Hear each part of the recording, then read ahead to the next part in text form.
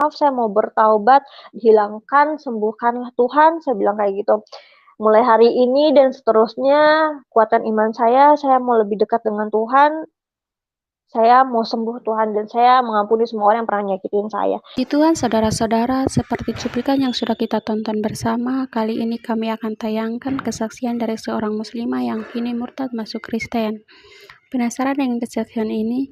Mari kita tonton dan saksikan bersama. Ya, shalom semuanya, selamat siang, puji Tuhan, kita masih diberi kesehatan, umur yang panjang oleh Tuhan Yesus Kristus.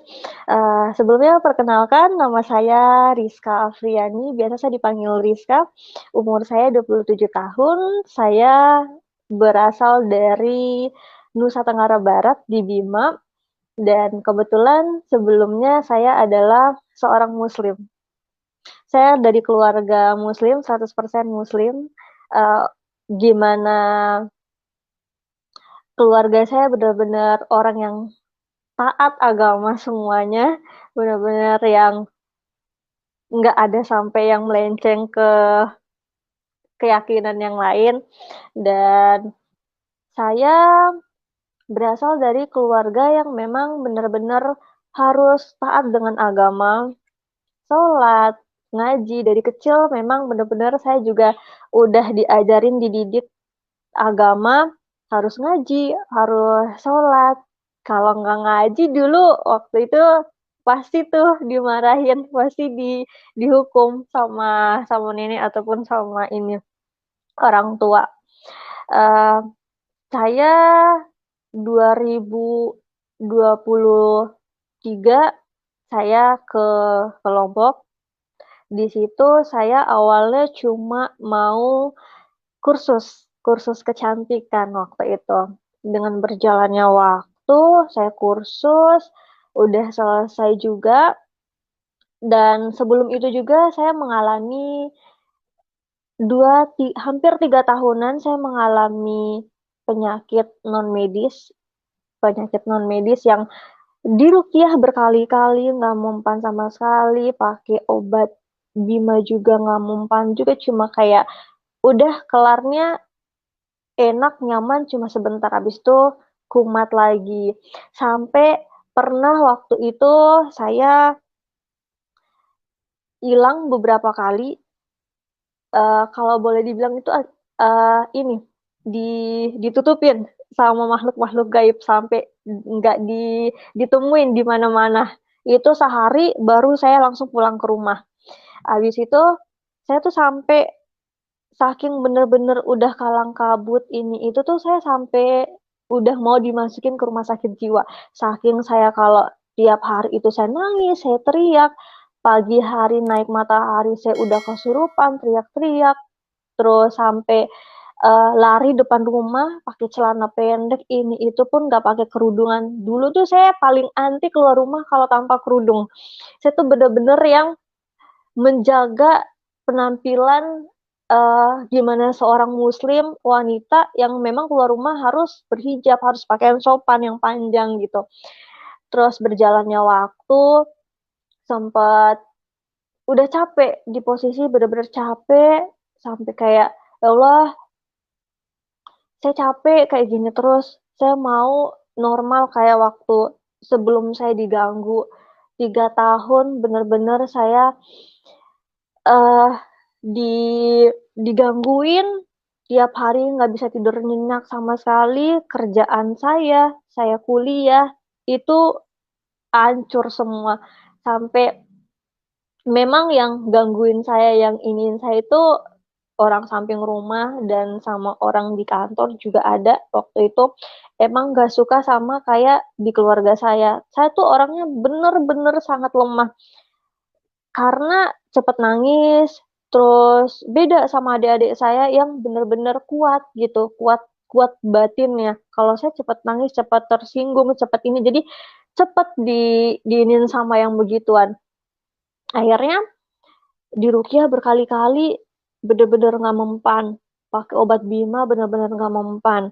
Terus dibilang sama orang, banyak orang yang bilang, "Coba deh nikah," gitu, "pasti bakalan cepat sembuh." banyak orang yang kayak begitu kalau nikah pasti dia sembuh, udah nggak digangguin lagi, atau enggak keluar kota deh, nyebrang pulau, pasti nggak bakalan digangguin lagi juga gitu. Akhirnya karena udah memutuskan juga untuk resign di tempat kerja yang kemarin, akhirnya saya buat bisnis, mau bangun bisnis kecantikan, salon waktu itu. Ke Lombok lah saya, ke Lombok di situ juga udah nggak terlalu yang saya kerasukan, udah nggak yang ini gitu kan. Emang bener sih ada kata orang yang, eee, kalau kita ngelewatin pulau lagi, kita nggak bakalan kayak digangguin lagi gitu. Akhirnya ke sana, ke Lombok, itu beberapa bulan bener-bener ini, terus balik lagi ke Bima, dateng ke Lombok lagi itu akhir Desember itu lagi mau Natal, di situ masih masih belum kenal Yesus, masih masih pakai yang bener-bener gimana seorang muslimnya banget, masih jilbaban, masih pakaian yang panjang-panjang pakaiannya. Sampai di 2023 akhir itu, kita pranatal, doa di situ juga saya baru pertama kali ketemu ketemu Pak Lalu juga, dan ikut ibadah. Dulu tuh saya paling anti sekali, paling anti kayak nganterin adik-adik saya sekolah minggu, nganterin mereka komsel atau gimana, dan kebetulan juga saya tinggal sama tante saya yang Nasrani. Kebetulan om saya juga dia adalah seorang gembala di sini gitu. Walaupun seorang gembala, seorang Nasrani, mereka tidak pernah yang namanya, eee, mengajarkan saya "Ayo masuk Kristen, ayo masuk Kristen tuh kamu udah ngedapetin surga loh, kamu udah diselamatkan, kamu bakalan masuk surga, kamu udah dijanjiin surga nih sama Tuhan, orang Kristen gini gini gini," gitu. Itu nggak ada sama sekali. Terus juga waktu mau pergi komsel ibadah komsel gitu saya nggak pernah ikut, saya mending di rumah, jaga rumah. Terus ke gereja saya juga nggak, pokoknya acara-acara Nasrani itu nggak pernah ikut selama saya ada di rumah tante saya, paling cuma di rumah aja, kalaupun saya ikut komsel ya cuma beberapa kali bisa dihitung di situ. Akhirnya 2023 akhir itu kita pranatal. Pranatal di situ waktu itu lagi doa, khusyuk banget. Di situ saya lagi ngobrol sama adik saya di situ, ngobrol bercanda-bercanda, tapi kok doanya mereka nih makin khusyuk, makin makin saya tuh makin ngerasa merinding, nggak enak, kuping saya bener-bener ngerasain panas, dan kebetulan, tiba-tiba di situ kebayanglah muka orang yang, ngejahatin saya kemarin.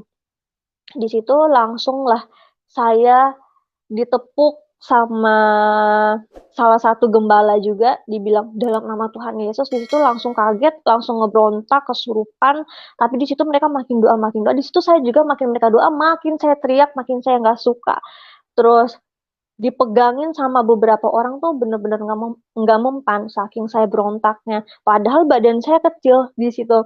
Akhirnya beberapa orang ngedoain, terus Pak Lalu juga langsung percikin air dalam nama Tuhan Yesus, udah di situ langsung saya sadar gitu, sampai kayak saya meluk, salah satu jemaat, saya bilang, "Tante saya capek tante kalau dihantuin terus kayak gini, saya mau normal lagi gitu, saya capek kalau harus digangguin terus," gitu saya bilang. Akhirnya ketemu sama Pak Lalu, itu pertama pertama kali saya ketemu sama Pak Lalu. Terus Pak Lalu langsung bilang kayak gini sama saya, "Kamu anak keberapa? Eee, kamu ini banyak mengalami kepahitan ya?" Gitu dibilang. Di situ tiba-tiba saya langsung nangis. Saya tipe orang yang sangat, pemalu, terus saya yang nggak suka ketemu orang banyak, saya nggak suka menceritakan kepribadian saya sama orang, entah itu mau dari keluarga, sahabat, ataupun pasangan. Dulu saya bener-bener orang yang tertutup. Kalau ada masalah, saya pendam sendiri.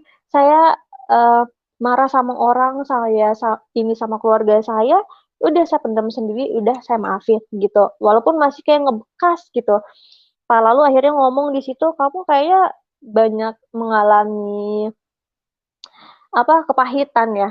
Di situ langsung nangis, "Kok Pak Lalu tahu?" Saya di situ ceritalah sama Pak Lalu sedikit nangis, ya udah besok lusa kamu ini ya ke gereja. Kita doain kamu di sana. Di situ sebelum uh,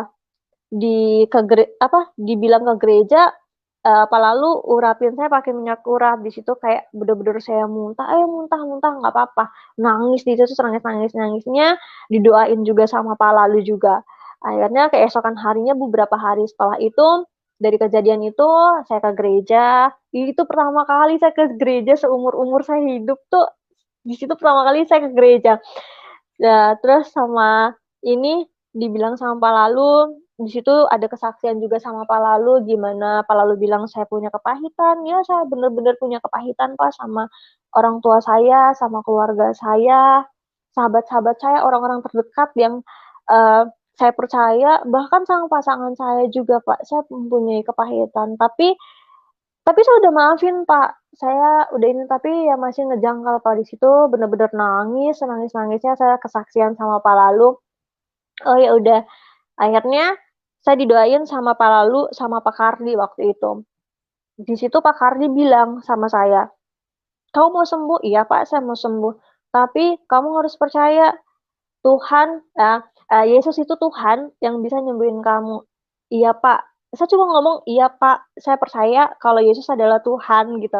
Dalam hati saya tuh saya bilang, "Kenapa saya harus percaya sama Yesus itu adalah Tuhan," gitu. Sedangkan saya seorang muslim, terus saya juga cuma percaya Yesus itu cuma nabi gitu. Ngapain saya harus percaya kalau Yesus itu Tuhan gitu. Saya aja seorang yang muslim, masih sholat saya masih bolong-bolong, masih belum yang uh, ibadah saya juga masih belum 100% yang ini sekali gitu. Akhirnya saya cuma bilang, karena saya mau sembuh, saya bilang kayak gini dalam hati, Tuhan, saya percaya kamu bisa nyembuhin saya tanpa kamu melihat latar belakang saya siapa. Saya percaya kamu uh, bisa menyembuhkan semua orang tanpa kamu melihat juga siapa yang kamu nyembuhin, Tuhan. Tuhan, saya mau sembuh, saya mau hidup normal lagi, dan saya mengampuni semua orang yang menyakiti saya, entah dari orang tua, keluarga, sahabat, pasangan, bahkan saya mengampuni diri saya sendiri. Saya mengakui saya punya banyak dosa, Tuhan. Tapi di situ saya udah janji sama Tuhan, Tuhan, kalau saya emang udah bisa disembuhin, uh, roh-roh jahat yang ada di dalam tubuh saya ini bisa dihilangkan, dimusnahkan sama Engkau, Tuhan. Saya janji, saya mau lebih dekat, saya mau mau mau mau bertaubat lah gitu. Dalam arti saya bertaubatnya itu sama keyakinan saya yang kemarin gitu. Akhirnya saya di situ diurapi, saya didoain, di situ yang nangis, yang teriak, tapi di situ nggak yang kayak kerasukan waktu beberapa tahun yang lalu. Biasanya saya kalau udah kerasukan, saya joget-joget, nari-nari Bali, saya teriak, saya yang kayak mau nyanyi pujian-pujian yang kayak layaknya seorang Kristen lah gitu. Akhirnya di situ saya disembuhin, saya juga dibekam juga. Setelah itu akhirnya saya kayak udah kayak badan saya, tubuh saya tuh ringan, enteng, saya bisa tidur nyenyak. Biasanya saya nggak yang bisa tidur sampai kayak jam 2 jam 3 tuh saya baru bisa tidur waktu itu. Akhirnya selang beberapa minggu, beberapa hari, itu kenapa ya di FYP TikTok saya kok kata-kata rohani semua, terus kenapa juga apa namanya, pujian-pujian ini terus yang waktu saya scroll tiba-tiba tuh uh, rohani semua gitu. Tapi di situ nggak ada yang buat saya mau masuk mau masuk Nasrani waktu itu. Kebetulan juga saya seneng sama pujian rohani itu yang betapa hatiku, itu yang bener-bener yang menyentuh hati saya waktu itu.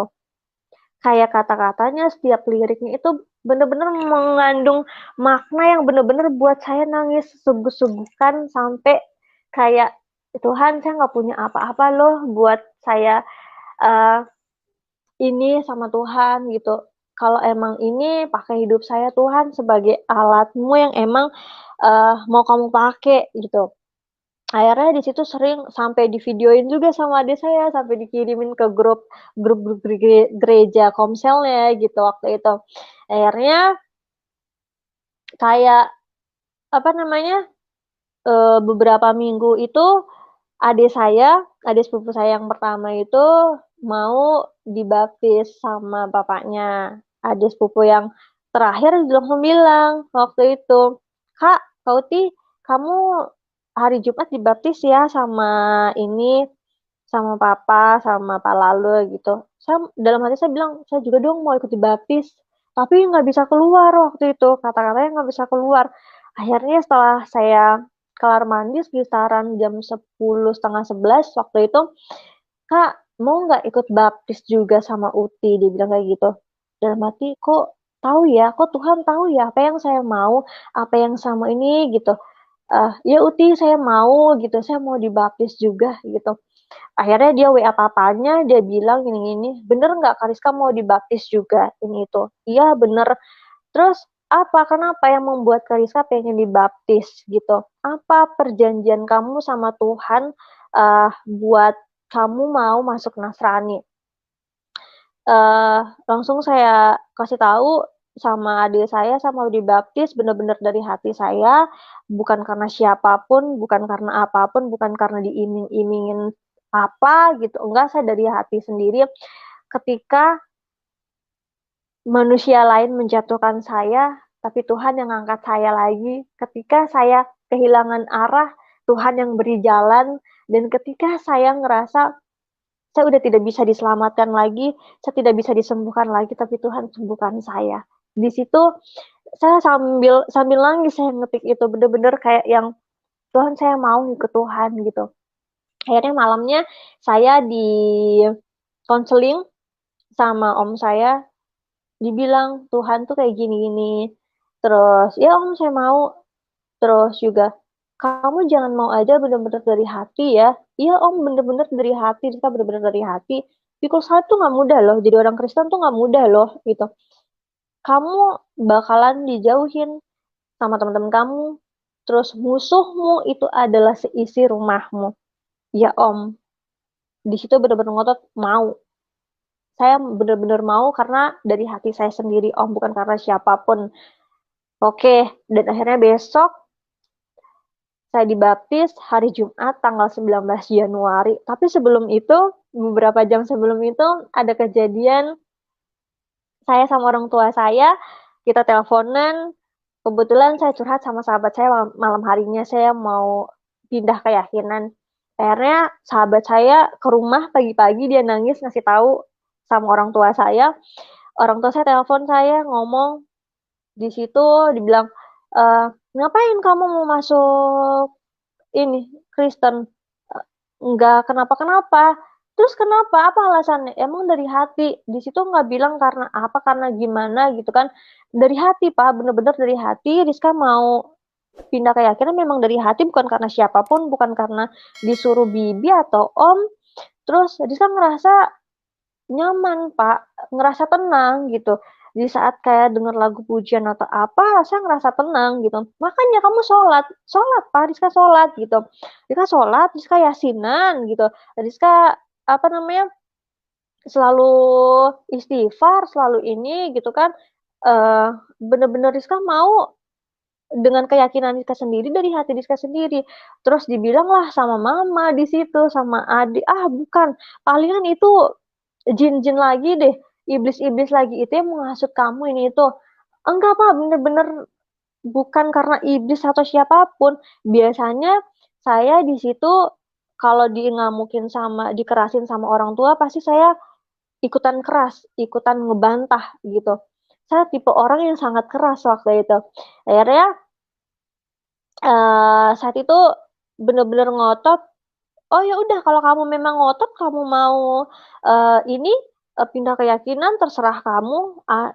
Dengan satu catatan, kamu udah bukan anak saya lagi, kamu keluar dari kakak. Itu kata papa waktu itu. Tapi di situ kayak bener-bener nggak ada emosi sama papa, nggak ada emosi sama mama, bener-bener ngerasain tenang, kayak nggak punya masalah lagi, nggak ada ngomong ngebahas apapun sama orang tua. Akhirnya setelah itu saya langsung dibaptis, beberapa jam setelah itu saya baptis. Pas waktu lagi dibaptis pun saya didoain sama pendeta waktu itu. Saya juga berdoa pas waktu lagi dibaptis. Saya bilang, Tuhan, ampuni saya merasa juga hidup saya salah selama ini. saya mengampuni kedua orang tua saya, mengampuni semua orang yang pernah nyakitin saya, yang pernah jahatin saya, Tuhan. Saya mau sembuh, kalaupun ada roh-roh jahat yang masih menempel dalam tubuh saya ini Tuhan, tolong hancurkan Tuhan, dan tolong kembalikanlah kepada orang yang telah mengirimnya. Kalau memang, penyakit saya kemarin memang datangnya dari Engkau yang memang untuk, membuat saya ingin dekat dengan Tuhan karena mungkin saya punya banyak salah, Tuhan saya minta maaf, saya mau bertaubat, hilangkan, sembuhkanlah Tuhan, saya bilang kayak gitu. Mulai hari ini dan seterusnya, kuatkan iman saya mau lebih dekat dengan Tuhan, saya mau sembuh Tuhan, dan saya mengampuni semua orang yang pernah nyakitin saya. Di situ saya, mau muntah tapi, saya tahan waktu itu karena malu kan di kolam. Akhirnya Eee, minum anggur perjamuan pertama kali, di situ saya muntah. Terus juga waktu itu saya dapet roti perjamuan pertama saya lupa detail kata-katanya seperti apa, tapi yang saya cuma ingat itu beberapa, "Berjalanlah berjalanlah terus," atau gimana, "karena kamu tuh udah ada di jalan yang benar," gitu. Langsung kayak, "Loh, puji Tuhan," gitu, kayak saya langsung tersentuh sama kata-kata itu. Dan itu, akhirnya setiap, pas waktu mau pulang, perjalanan pulang, itu saya sampai masih bingung, "Ini bener nggak ya, saya udah dibaptis, bener nggak sih saya sudah pindah keyakinan?" Gitu. Di situ kayak saya masih ngelihat nama baptis saya aja tuh kayak masih yang, "Ini apa ya maksudnya?" Kebetulan nama baptis saya adalah Lisbeth, itu hatiku untuk Tuhan. Kenapa ya? Akhirnya kepikiran di situ, "Oh iya ya, dulu hati saya nggak ada tuh untuk Tuhan, hati saya hanya untuk orang lain, hati saya untuk orang-orang yang nggak pernah ngasih feedback lagi ke saya, kayak bagaimana baiknya saya, tulusnya saya, tapi mereka malah nyakitin saya, mereka malah kayak yang nusuk saya dari belakang," gitu. Akhirnya itu, "Oh iya, mungkin di kehidupan saya yang baru ini, hati saya sekarang untuk Tuhan."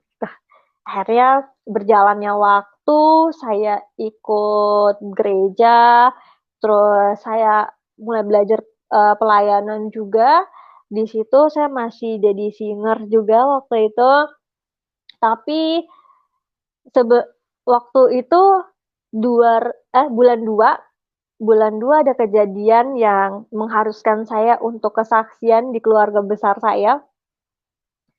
Orang tua saya datang ke Lombok ngejemput saya, itu karena keteledoran saya sih, tapi saya memang bener-bener mau ngomong ke keluarga itu pas waktu lebaran tahun tahun ini yang, saya mau kesaksian sama keluarga, sama bilang kalau saya memang udah pindah keyakinan, tapi Tuhan berkehendak lain, mungkin rencana Tuhan lebih cepat gitu daripada yang saya mau lakukan.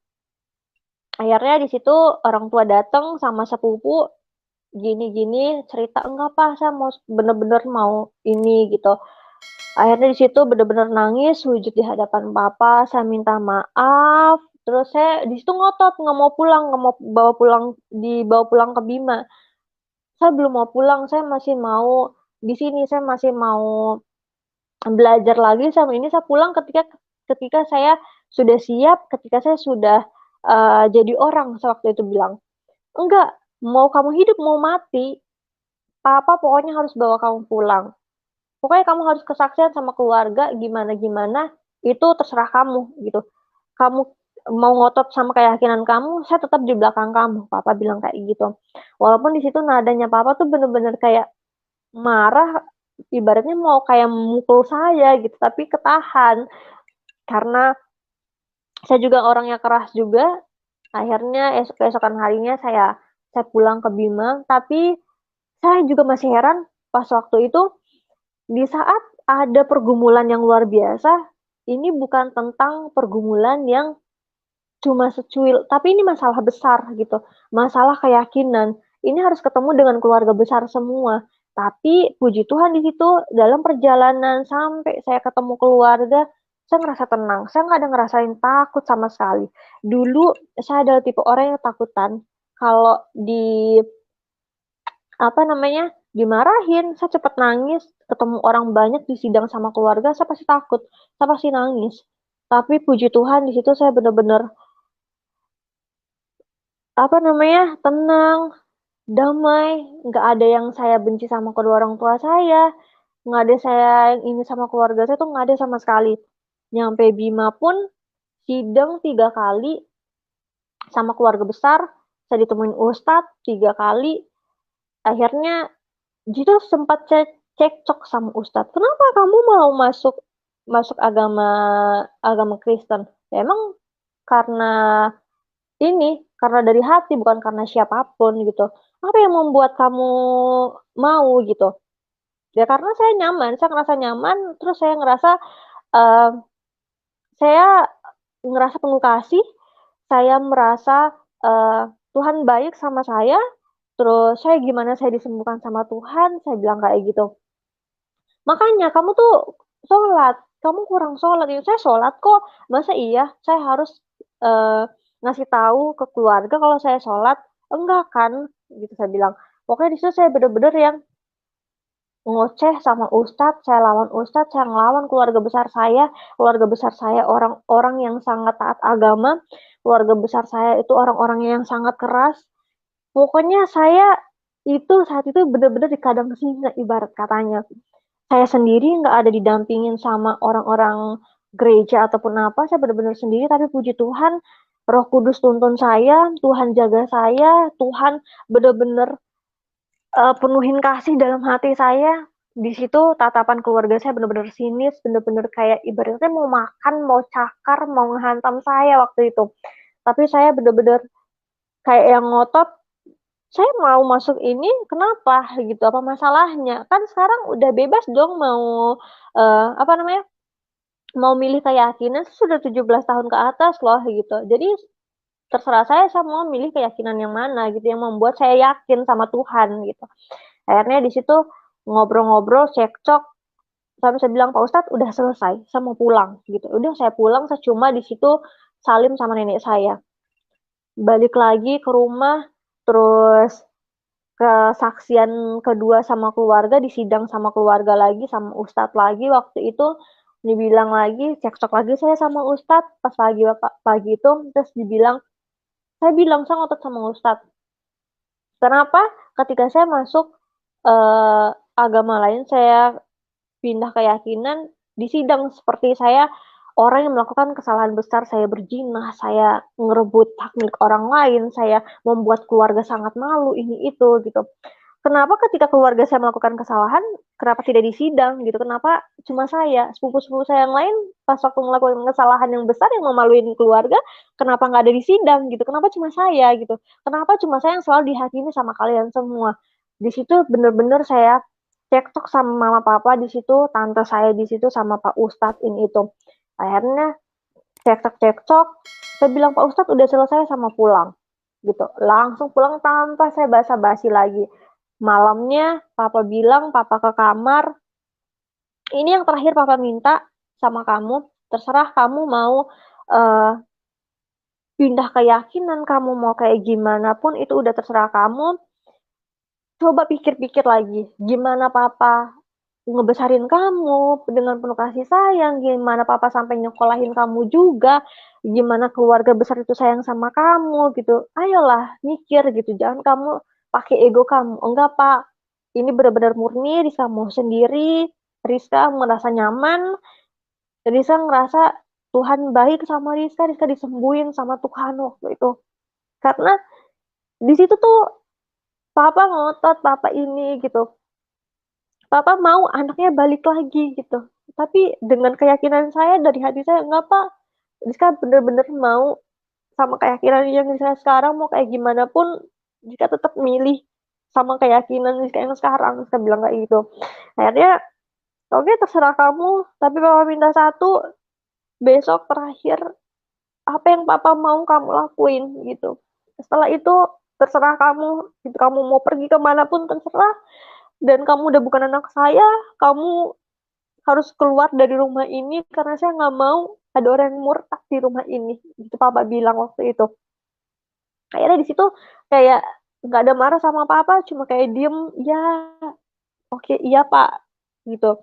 Akhirnya papa turun, dan di situ cuma kayak nangis, doa sama Tuhan, cerita sama Tuhan, nangis yang senangis-nangisnya sama Tuhan gitu. Tuhan, kuatkan iman saya, Tuhan. Kalau saya benar-benar mau ngikut Tuhan sampai selama-lamanya.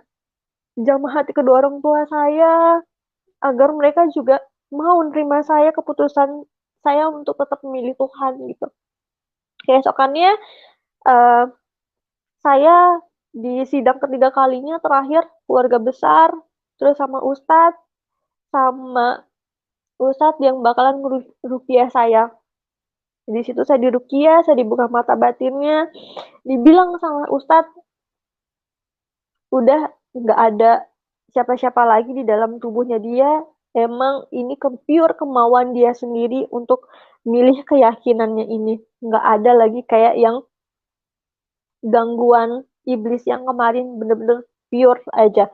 Di situ saya cuma dibuka mata batinnya, saya nangis di situ, nangisnya karena saya menceritakan gimana orang itu mau eh, membuat hidup saya hancur. eh, Dia musuhin saya seperti ini, kenapa gitu, saya diceritain di mata batin saya gitu. Akhirnya tahu kenapa dua orang itu ngelakuin hal tersebut sama saya. Dan puji Tuhan, saya kayak bener-bener rasa nangis ya, saya sama Tuhan, terima kasih karena mujizat Tuhan yang emang bener-bener udah nyembuhin saya dibebaskan dari roh-roh jahat kemarin, dan terbukti di depan semua keluarga itu bukan karena iblis. Saya pindah keyakinan benar-benar dari hati, dan gimana Tuhan ngasih mujizat buat saya itu yang luar biasa. Akhirnya di situ Papa datang lagi ngomong sama saya dengan nada yang sangat keras waktu itu. Dia bilang, kamu kapan mau keluar dari rumah? Dengan emosinya, kamu kapan mau keluar dari rumah? Saya nggak mau lama-lama ada orang yang murtad di rumah ini.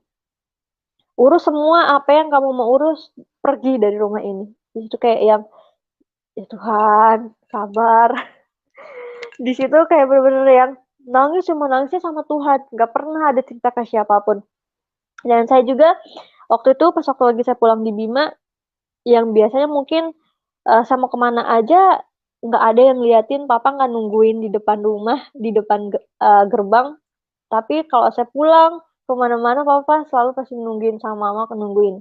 Dan juga saya nyari Tuhan waktu itu di Bima, saya ke gereja sendiri, saya gereja diam-diam, sampai saya ketahuan juga.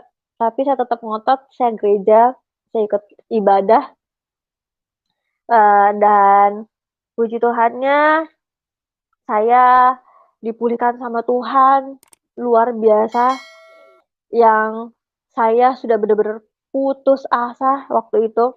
Saya sempat doa, waktu di sujud terakhir saya, waktu saya masih keyakinan sebelumnya, ya Allah, eh, saya mau sembuh,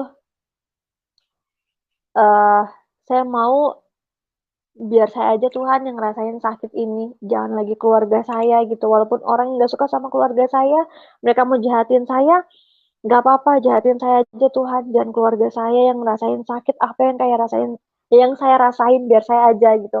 Sampai kayak saya bilang, kalau emang saya udah takdirnya udah meninggal karena penyakit ini, Tuhan nggak apa-apa, saya ikhlas, tapi jangan sampai dia ngambil keluarga saya lagi, cukup saya aja gitu, saya bilang.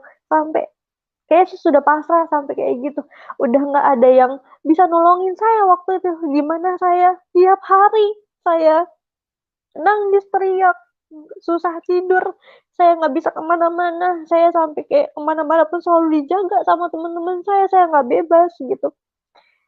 Sore mau maghrib saya udah kumat lagi, pagi saya sudah kumat.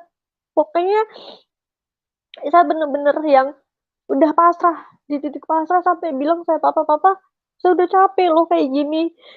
Saya udah mau hidup normal lagi, saya capek kayak nangis-nangis kayak gini terus, teriak-teriak kayak orang gila, lari-lari depan rumah, depan jalan raya, diliatin sama tetangga, semua orang, saya capek, saya malu gitu. Tapi puji Tuhan, Tuhan mulihin saya, Tuhan hancurin penyakit yang ada di dalam tubuh saya, dan sampai sekarang udah nggak ada yang kayak gimana-gimana lagi dalam hidup saya. Puji Tuhan, saya dipulihkan sama Tuhan. Dan selang beberapa bulan, gimana saya sudah mengenal Tuhan, saya dipercaya sama Tuhan untuk pelayanan. Tuhan, kenapa saya dipakai untuk pelayanan gitu? Saya nggak tahu apa-apa, saya nggak tahu harus kayak bagaimana gitu. Awal-awal saya pelayanan, saya singer, belum kayak ngerasain gimana hadirat Tuhan, gimana Roh Kudus, gimana ini. Tapi setelah berjalannya waktu, saya benar-benar ngerasain itu semua. Saya ngerasain Roh Kudus ngebantu saya, gimana mujizat Tuhan yang luar biasa dalam hidup saya.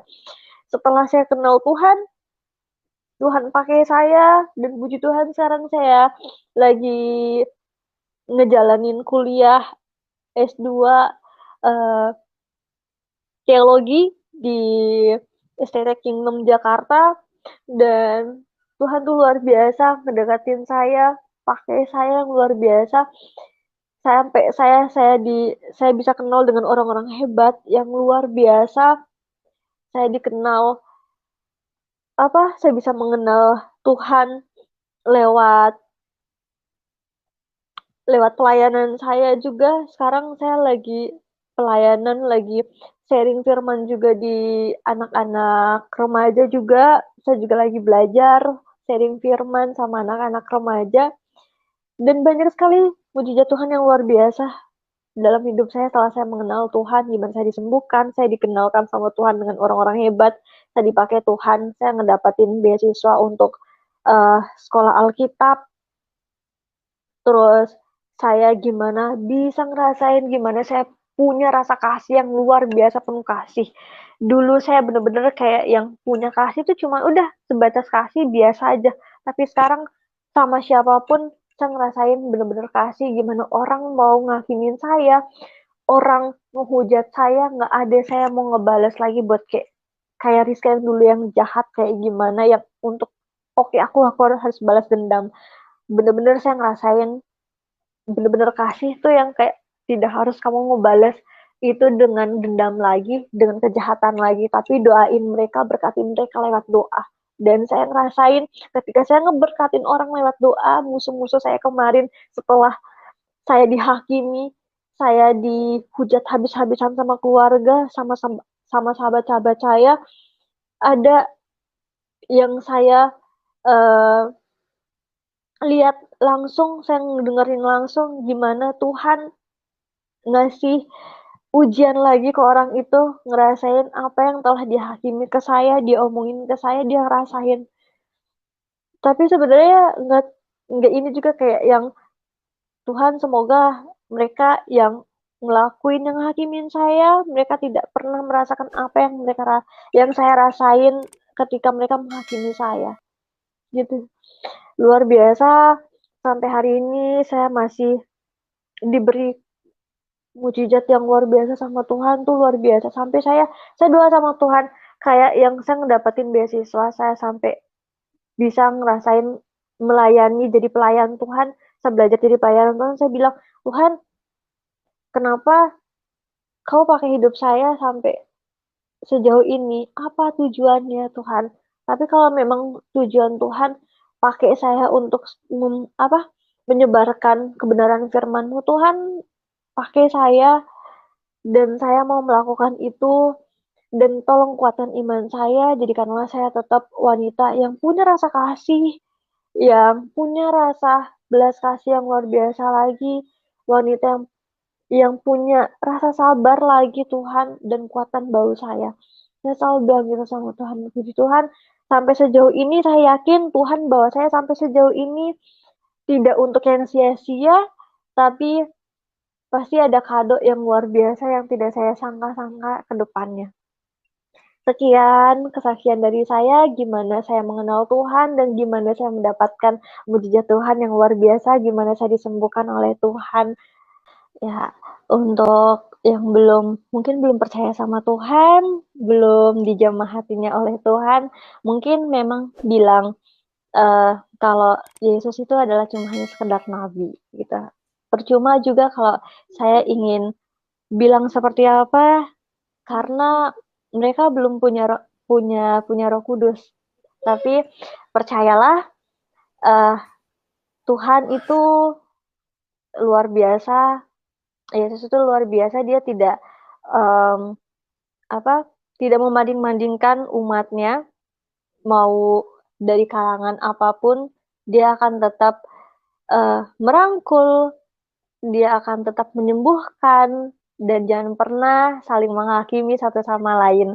Karena kita adalah anak Tuhan, yang mungkin sebagian belum dijamah hatinya oleh Tuhan, tapi saya percaya suatu saat kalian semua akan dijamah hatinya oleh Tuhan dan percaya akan Tuhan.